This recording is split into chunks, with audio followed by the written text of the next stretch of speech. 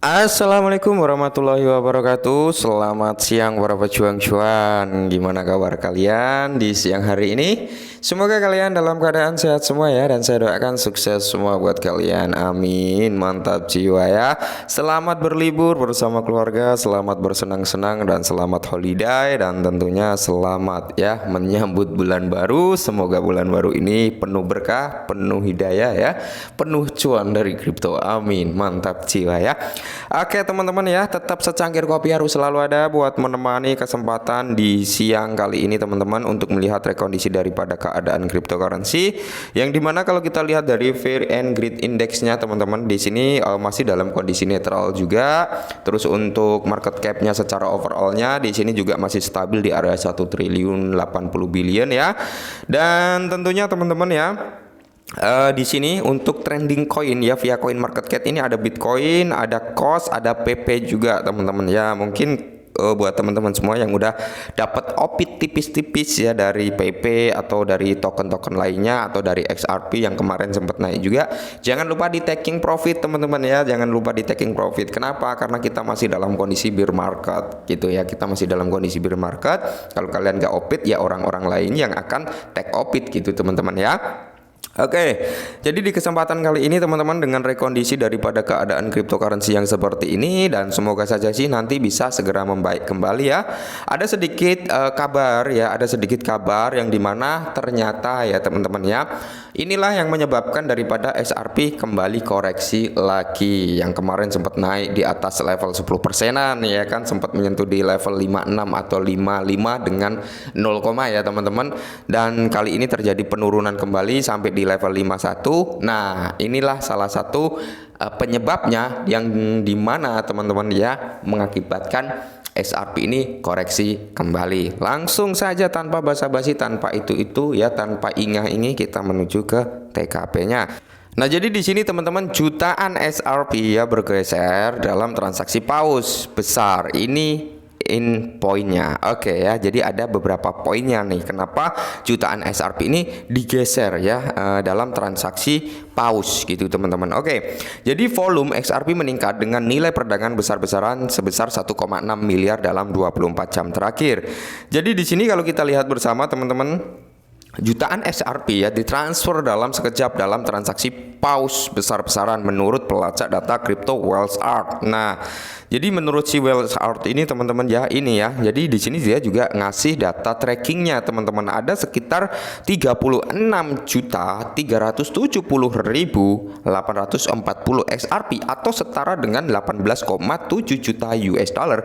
Ini ditransfer dari wallet paus tersebut ke exchange pertukaran Bithumb ya. Nah, jadi token dipindahkan ke bursa untuk berbagai tujuan. Nah, kalau kalian tahu ya, suatu paus ketika dia melakukan transfer dari wallet dia pribadi atau dari cloud walletnya dia sendiri teman-teman ya, dikirim ke bursa, berarti di sini apa, akan ada yang namanya transaksi taking profit, atau mereka akan mengambil keuntungan atau menjual lah, simpelnya seperti itu ya. Nah, salah satu adalah untuk menjualnya. Nah, salah satunya alasannya adalah untuk menjualnya. Alasan lain mungkin termasuk staking atau airdropping, apapun masalahnya. Alasan spesifik transfer token XRP tidak diketahui. Namun hal ini mungkin tampak seperti tindakan ambil untung. Oke, bener ya. Maka dari itu di setiap hampir walaupun teman-teman ya kadang ada kadang enggak sih, tapi hampir ada ya, saya sering kali menyarankan buat teman-teman ketika memang ada persentase keuntungan ya, kita usahakan semaksimal mungkin untuk taking profit teman-teman. Kenapa? Karena gini, suatu aset cryptocurrency apalagi dia naik dalam kondisi bear market, itu koreksinya pasti akan cepat teman-teman. Koreksinya akan cepat. Kenapa?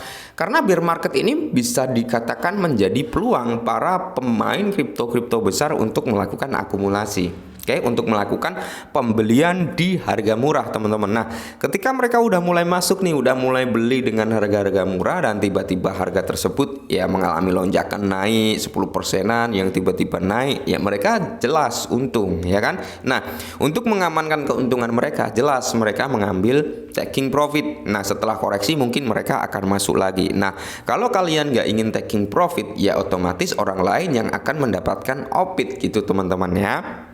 Tapi ingat teman-teman, kalau kita hanya berinvestasi di bawah $100 ya mau nggak mau ya kita harus tahan gitu teman-teman, tahan nggak taking profit. Kenapa?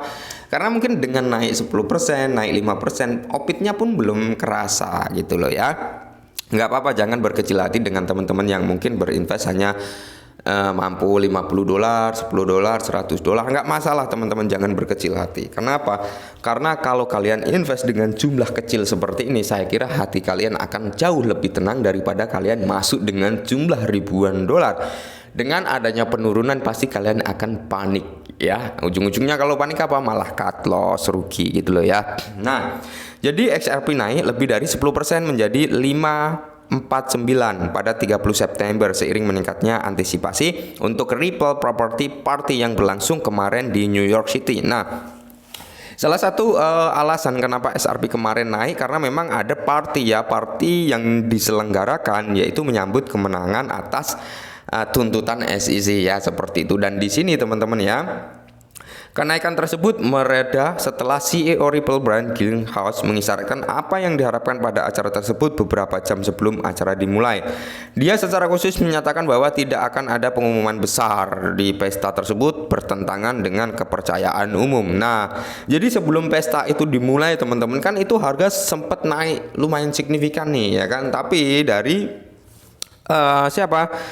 Garlinghouse ya itu mengatakan bahwasanya nggak akan ada pengumuman besar, maka dari itu sempat terjadi penurunan juga. Mungkin kalau ada announcement besar seperti yang diharapkan, yaitu dengan jumlah triliunan dolar yang akan siap menyuntikkan dana ke XRP ya, tidak menutup kemungkinan harganya masih bisa naik gila-gilaan teman-teman. Cuman dengan adanya announcement dari Garlinghouse ya mau nggak mau ya harganya cenderung menurun kembali, dan ditambah lagi dengan penjualan dari para paus. Nah, saya menantikan untuk bertemu banyak dari Anda malam ini di Property Party, bersemangat untuk menyatukan orang-orang untuk merayakan apa yang telah kita capai bersama.